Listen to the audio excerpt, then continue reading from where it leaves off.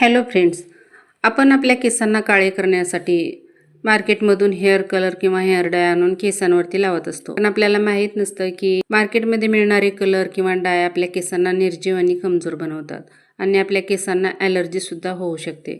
जास्त तर लोक आपल्या केसांना हेअर डाय लावायचं टाळतात, पण नाविलाजाने आपल्याला ती लावावी लागते.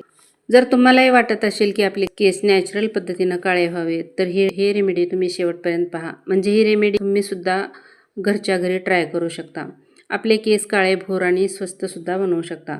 आपले केस वेगाने पांढरे होणारे केस जे आहेत ते पूर्णपणे थांबणार आहेत आणि आपल्या केसांचं कोणतंही नुकसान होणार नाही. आपल्या केसांना आतून पोषण देऊन केस मजबूत सुद्धा होणार आहेत.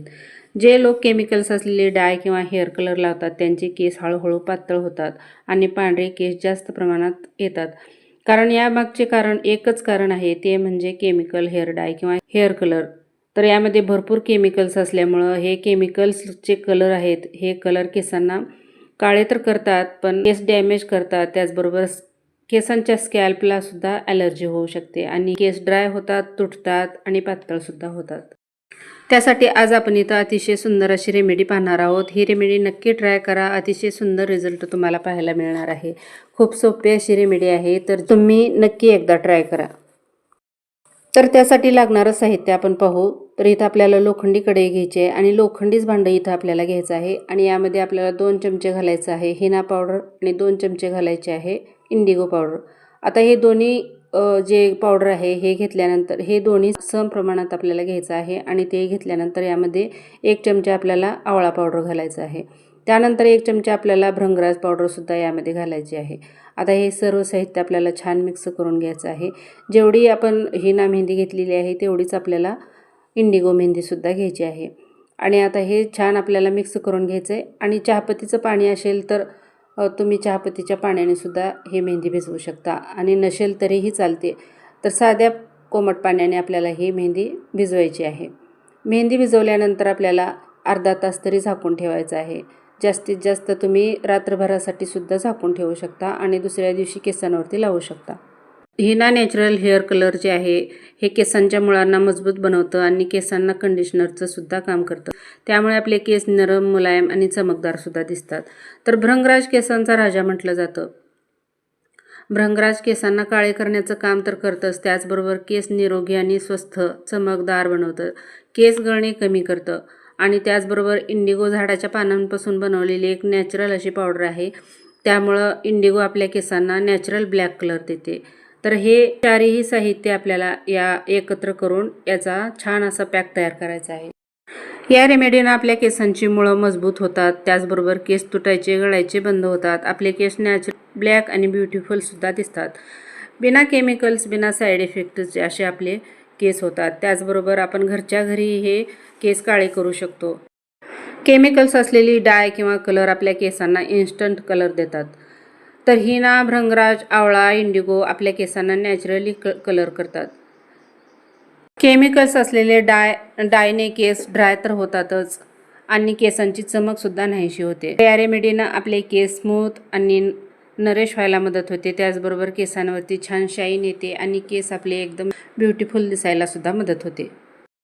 ही रेमेडी एकदा नक्की ट्राय करा. खूप सुंदर रिझल्ट तुम्हाला सुद्धा पाहायला मिळणार आहे. आणि त्यानंतर तुम्ही केमिकल्स असले डाय किंवा कलर केसांवरती अजिबात लावणार नाहीत, कारण या रेमेडीने तुमचे केस कलर तर होणारच आहेत, त्याचबरोबर खूप सुंदर असा रिझल्टसुद्धा तुम्हाला पाहायला मिळणार आहे. आता ही मेहंदी आपल्याला छान फेटून घ्यायची आहे अशा पद्धतीनं. त्यानंतर यामध्ये आपल्याला 1 चमचा लिंबाचा रस घालायचा आहे. नाही घातला तरीही चालतो, पण जर केसामध्ये कोंडा असेल किंवा मग केसांची स्काल्प खराब झालेली असेल तर तुम्ही इथं थोडासा लिंबू घालू शकता.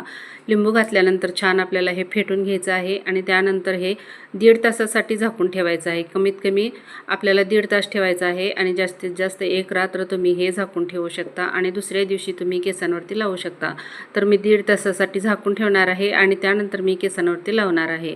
त्यानंतर आपल्याला काय करायचं आहे, 1.5 तासानंतर केस स्वच्छ धुवून घ्यायचे आहेत आणि धुतल्यानंतर आपल्याला लगेच शॅम्पू करायचा नाही, तर दुसऱ्या दिवशी आपण केसांवरती शॅम्पू करू शकतो. तर अशा या नॅचरल अशा रेमेडीनं आपले पांढरे झालेले केस हळूहळू काळे व्हायला आपल्याला मदत होते. त्याचबरोबर केसांचं कोणतंही नुकसान न होता अशी ही पावडर आपण आणून केसांवरती अप्लाय करू शकतो. कारण ही जी पावडर आपण यामध्ये घातलेली आहे हे झाडाची पावडर आहे. झाडाचे जे पान असतात ते पान वाळवून त्याची पावडर बनवलेली आहे आणि ही नॅचरल अशी पावडर आहे. त्यामुळे आपल्या केसांना कोणताही धोका नाही. तर या पद्धतीनं तुम्ही एकदा नक्की ट्राय करा. आणि फ्रेंड्स, माझे व्हिडिओ आवडत असतील तर तसंही कमेंटमध्ये सांगा.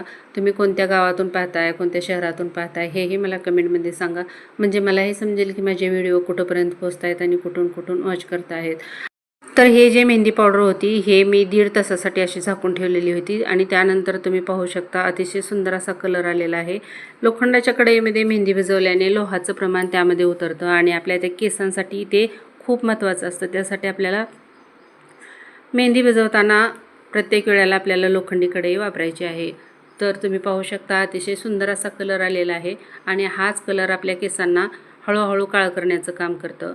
तर ही मेहंदी लावल्यानंतर कमीत कमी 40 ते 45 दिवस आपल्या केसांवरती ही टिकून राहते. अजिबात केसांचा कलर लवकर जात नाही. आपल्याला मार्केटमधून जे आपण केमिकल्स असलेली मेहंदी, डाय किंवा कलर आणून केसांवरती लावतो तर 8 दिवसाच्या आतच आपले केस पांढरे होतात. तर या रेमेडीनं अजिबात तसं होणार नाही. या रेमेडीनं तुम्हाला 40, 45, 50 दिवसापर्यंत तुमचा कलर हे केसांवरती टिकून राहणार आहे. तर फ्रेंड्स, आजची ही रेमेडी आवडली तर नक्की लाईक करा, शेअर करा आणि चॅनलवर नवीन असाल तर प्लीज सबस्क्राईब करा आणि सबस्क्राईबच्या साईडला जे घंटीचं बटन आहे त्यालासुद्धा प्रेस करा. म्हणजे माझी टाकलेली व्हिडिओ सर्वात अगोदर तुम्हाला पाहायला मिळतील. चला मग भेटूया आता पुढच्या अशाच एका नवीन रेमेडीमध्ये, नवीन व्हिडिओमध्ये. तोपर्यंत बाय बाय.